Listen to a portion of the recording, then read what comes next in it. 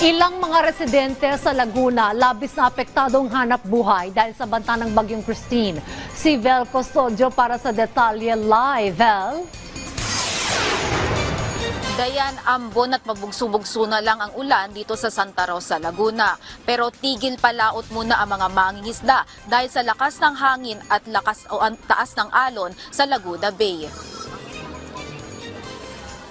Napurnada ang hanap buhay ng mga mangingisda sa Barangay Aplaya dahil sa lakas ng hangin na dala ng Bagyong Christine.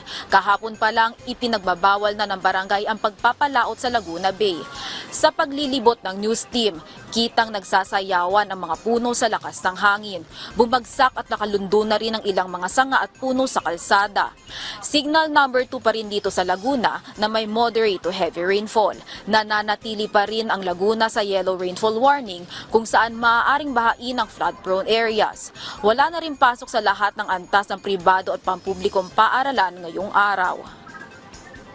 Sa ngayon po, nag-announce po kami na wag muna sila pamalaot at may sama po nga ng panahon. Malalaki yung alon, sa ngayon hindi nga po makalabas ang mga mangingisda. Siguro po mga araw ng Sabado pwede na sila siguro mangisda.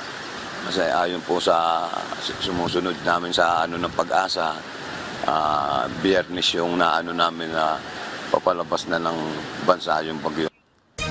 Dayan, kung nandirito ka, maririnig mo ang tunugan ng mga yero dahil sa lakas ng hangin. At mas malakas pa ang hangin habang papalapit ka sa Laguna Bay na delikado ng puntahan para sa mga tao. Balik sa iyo, Dayan. Maraming salamat, Vel Custodio.